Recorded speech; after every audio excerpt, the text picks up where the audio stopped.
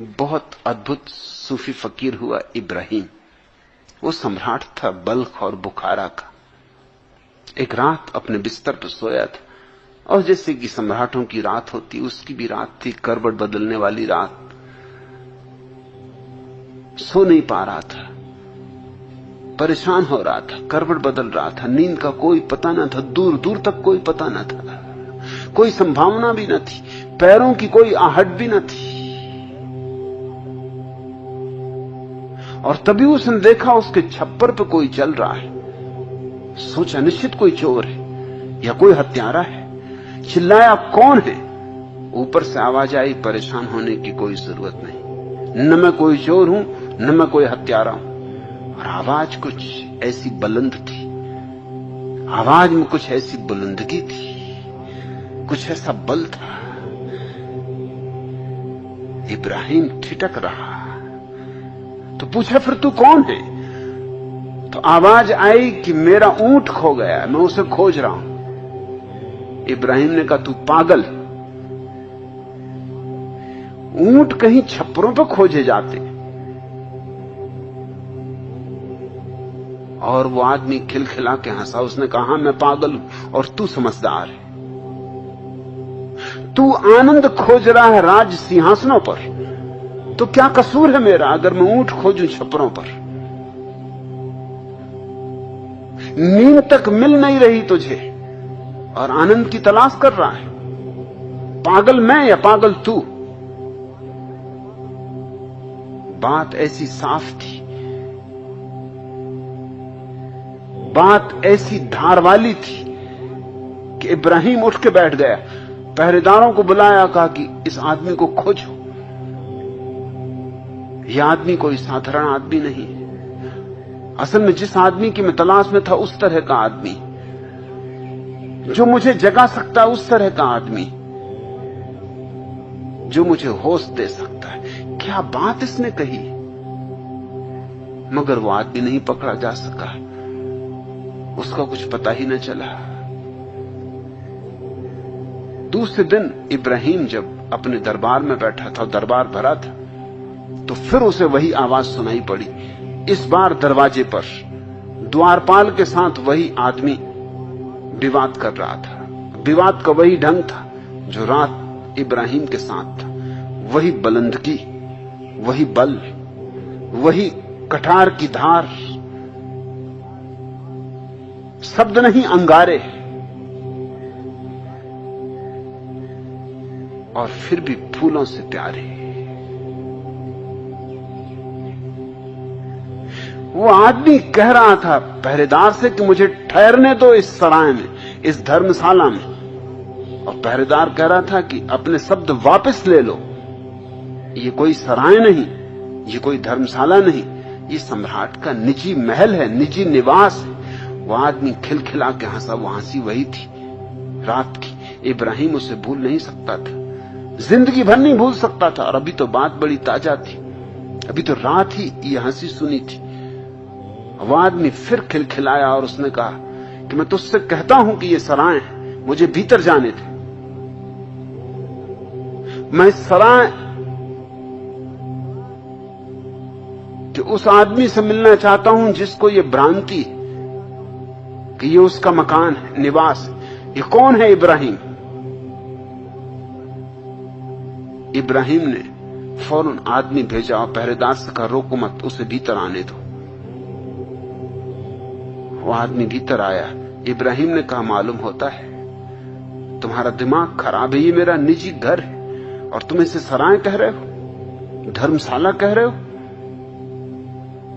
तुम्हें डर भी नहीं कि सम्राट के महल को धर्मशाला कहोगे तो सजा पाओगे?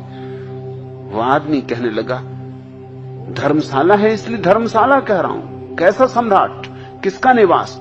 मैं पहले भी आया था, तब मैंने इस सिंहासन पर एक दूसरे आदमी को देखा था। तुम इस पर कब बैठ गए? इब्राहिम ने कहा, वो मेरे पिता थे। और उसने कहा कि मैं उसके भी पहले आया था और तब मैंने एक तीसरे आदमी को बैठे देखा था। वो कौन था? इब्राहिम ने कहा, वो मेरे पिता के पिता थे। और वो आदमी कहने लगा, फिर भी तुम इसे अपना मकान कह रहे हो। मैं फिर आऊंगा और तुम्हें नहीं पाऊंगा। मैं कहता हूं ये धर्मशाला है, यहां कई लोग ठहरे और आए और गए, ये सराय है, मुझे भी ठहर जाने दो। तुम भी ठहरे हो, मुझे भी ठहर जाने दो। इब्राहिम उसके चरणों में गिर पड़ा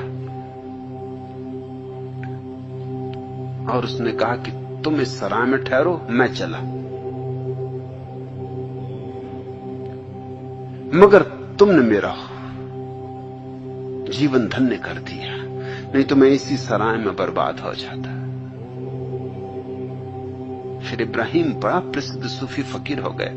वो बल्ख के बाहर ही, अपनी राजधानी के बाहर ही झोपड़ा बना के रहता था और अक्सर उसके झोपड़े पर उपद्रव हो जाता था, क्योंकि उसका झोपड़ा एक चौराहे पर था और वहां से राहगीर आते तो वो पूछते कि बस्ती का रास्ता कौन सा है, तो वो बता देता कि बाएं जाना, ख्याल रखना बाएं जाना, दाएं मत जाना, अगर दाएं गए तो मरघट पहुंच जाओगे, बाएं गए तो बस्ती। वो बेचारे बाएं जाते और 2-4 मील चलने के बाद मरघट पहुंच जाते। वो लौट के गुस्से में आते कि तुम आदमी पागल हो या क्या हो, इतना जोर दे के तुमने कहा बाएं जाना, बस्ती बाएं है, और दाएं मत जाना, दाएं मरघट है, और हमने पाया कि बाएं मरघट। इब्राहिम कहता तो फिर हमारी तुम्हारी भाषा में भेद है, क्योंकि मरघट में जो लोग बस गए हैं वो उखड़ते नहीं वहां से, इसलिए इसको मैं बस्ती कहता हूं, और जिसको तुम बस्ती कहते हो उसको मरघट कहता हूं, क्योंकि वहां जो भी बसे हैं वो आज मरे, कल मरे, परसों मरे, वहां मौत आने ही वाली है। वहां सब कतार बांधे खड़े हैं मरने को, क्यों लगा है? जिसका नंबर आ जाए वो मरता जाता है, उसको मैं मरघट कहता हूं, और जिसको तुम मरघट कहते हो उसको मैं बस्ती कहता हूं, क्योंकि वहां जो बस गया उसको कभी तुमने उजड़ते देखा, फिर उसे तुमने कभी घर बदलते देखा?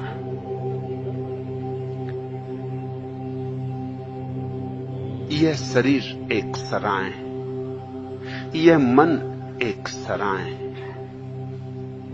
जिसने ऐसा जान लिया, जिसने ध्यान में ऐसा अनुभव कर लिया, जिसकी ये प्रतीति गहरी हो गई कि मैं शरीर नहीं हूं, मैं मन नहीं हूं, उसकी फिर कोई मृत्यु नहीं है। मैं गवाह हूं, तुम ठीक कहते सहजानंद कि भगवान आप तो गवाह हैं। क्या सच ही बुद्ध पुरुष को मृत्यु, रोग और दुख में भी आत्मरूप ही दिखाई पड़ता है और कोई उपाय ही नहीं? बुद्ध पुरुष का अर्थ होता है मैं मिट गया, मैं के साथ मिट गया सारा अंधकार, मैं के साथ मिट गई सारी विक्षिप्तता, मैं के साथ मिट गई सारी मूर्छा, निद्रा, तंद्रा। होश आया और होश में क्या पाया कि मैं साक्षी हूं, सिर्फ साक्षी, सिर्फ दृष्टा। शरीर को देख रहा हूं, जीवन को देख रहा हूं, मृत्यु को भी देखूंगा, लेकिन मेरा न तो जीवन है और न मेरी मृत्यु है, मैं दोनों के पार हूं।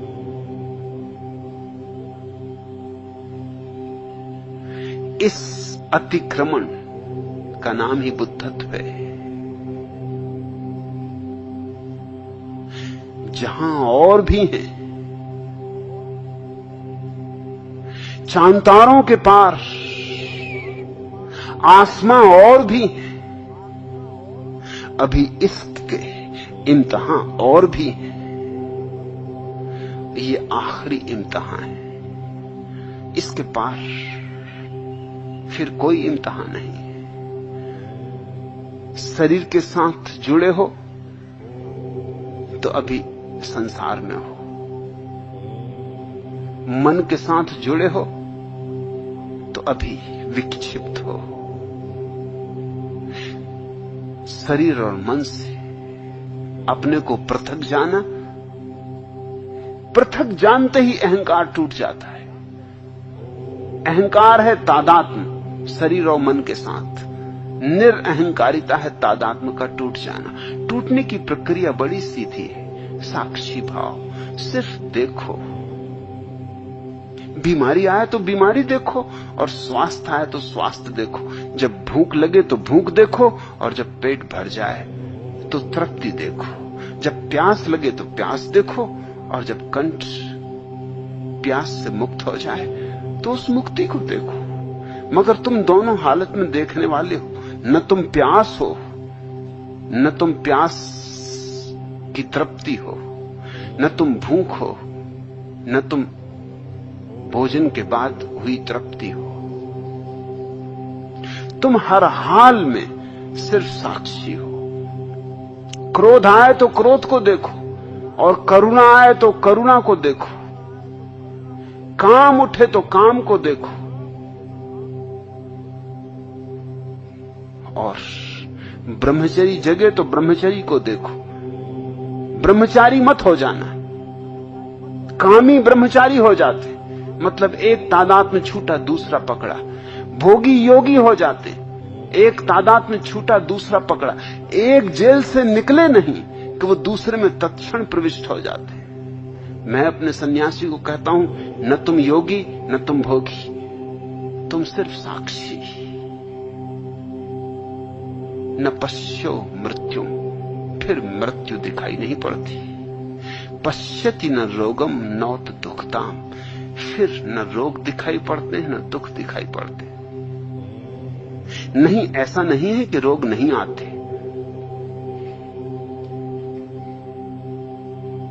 इस भ्रांति में मत पड़ जाना कि रोग नहीं आते।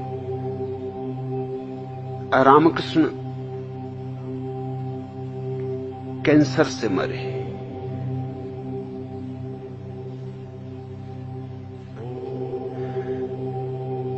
रमन महर्षि भी कैंसर से मरे। महावीर की मृत्यु 6 महीने की लंबी पेचिस की बीमारी से हुई। बुद्ध विषाक्त भोजन के कारण मरे। विषाक्त भोजन उनके सारे शरीर को रुग्ण कर दिया।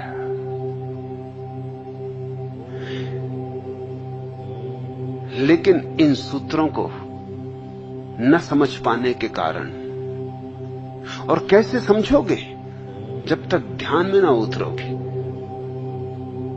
जैनों ने कहानियां गढ़ी कि महावीर को बीमारी नहीं हुई, कहीं तीर्थंकर को बीमारी होती। तीर्थंकर को भी बीमारी होती, दिखाई नहीं पड़ती बीमारी। मैं बीमार हूं ऐसी प्रतीति नहीं होती, बीमारी तो होती है।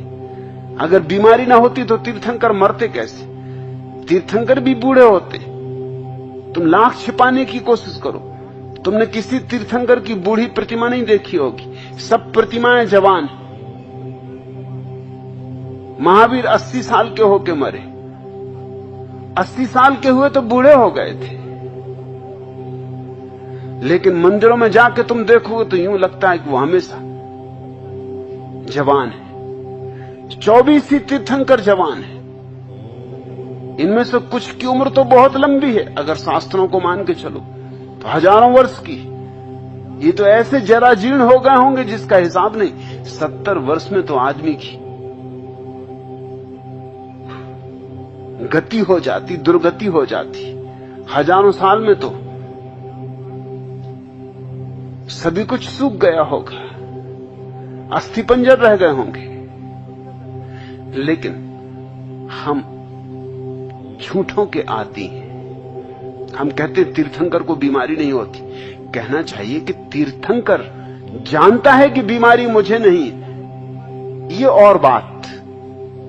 यही छांदोग्य का सूत्र कह रहा है, न पश्यो मृत्युम पश्यति न रोगम नो तो दुखताम। ध्यान रखना, सवाल है उसे ऐसा प्रतीत नहीं होता कि ये बीमारी मैं हूं या मैं बीमार हूं। बीमारी तो आती है, जैसी तुम्हें आती है उसे भी आती। अरे जब भूख आती है, प्यास आती है, जवानी आती, बुढ़ापा आता है, तो बीमारी ना आएगी? बीमारी भी आएगी, बुढ़ापा भी आएगा और मृत्यु भी आएगी। मगर तीर्थंकर को जरा भी प्रभावित नहीं करती। तीर्थंकर अछूता रह जाता, अस्पर्शित रह जाता। यह तो बात समझ में आने की है, लेकिन यह बात मूढ़तापूर्ण हो जाती जब तुम कहने लगते हो बीमारी ही नहीं आती। फिर तुम्हें न मालूम क्या क्या कहानियां गढ़नी पड़ती, झूठी कहानियां। एक झूठ को बचाने के लिए 1000 झूठ गढ़ने पड़ते। तो ये कहानी गढ़नी पड़ी जैनों को, क्योंकि इस बात को झुटलाएं कैसे कि 6 महीने महावीर पेचिस की बीमारी से परेशान रहे। अब इस बात को छिपाएं कैसे?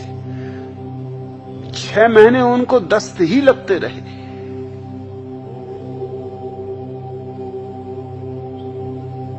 इसी में उनकी मृत्यु हुई। तो कहानी गढ़नी पड़ी। कहानी यह गढ़ी कि गोसालक ने उनके ऊपर तेजोलेस्या छोड़ी। गोसालक ने जादू किया, काला जादू। जैन शास्त्रों में उसका नाम तेजोलेस्या। उसने अपना सारा क्रोध, अपनी क्रोधाग्नि उनके ऊपर फेंक दी और करुणावश वो उस क्रोधाग्नि को बचा गए, क्योंकि अगर वापस भेजे तो गोसालक मर जाएगा। गोसालक न मरे इसलिए वो पी गए उस तेजोलेस्या को, उस काले जादू को। स्वभाव था, जब काला जादू पिया तो पेट खराब हो गया। अब क्या कहानी गढ़नी पड़ी? सीधी सादी बात है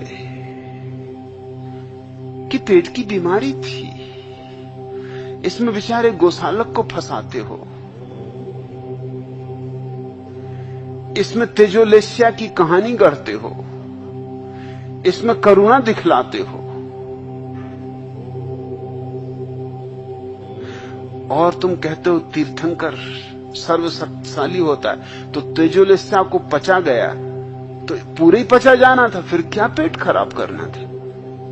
पचा ही जाता पूरा, फिर पेट कैसे खराब हुआ? पचा नहीं पाया, नहीं तो पेट खराब नहीं होना था। पची नहीं तेजोलेस्या। झूठों से झूठ दबाए नहीं जा सकते।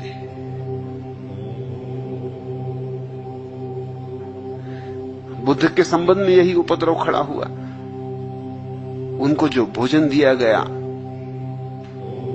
एक गरीब ने उनको निमंत्रित किया और भोजन दिया। भोजन विषाक्त था। अब बुद्ध विषाक्त भोजन किए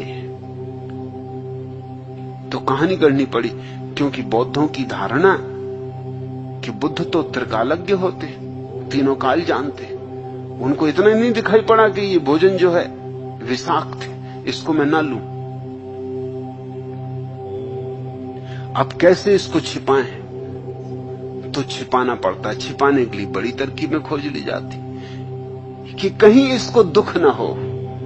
अगर मैं कहूं कि ये भोजन विषाक्त है तो इस बेचारे ने मुझे निमंत्रित किया है, इसको कहीं दुख ना हो। इस कारण बिना कहे विषाक्त भोजन ले लिया। लेकिन कहो या ना कहो, आखिर विषाक्त भोजन का परिणाम तो हुआ ही, और परिणाम हुआ तो उस आदमी को भी पता चला ही। क्या मतलब इसका?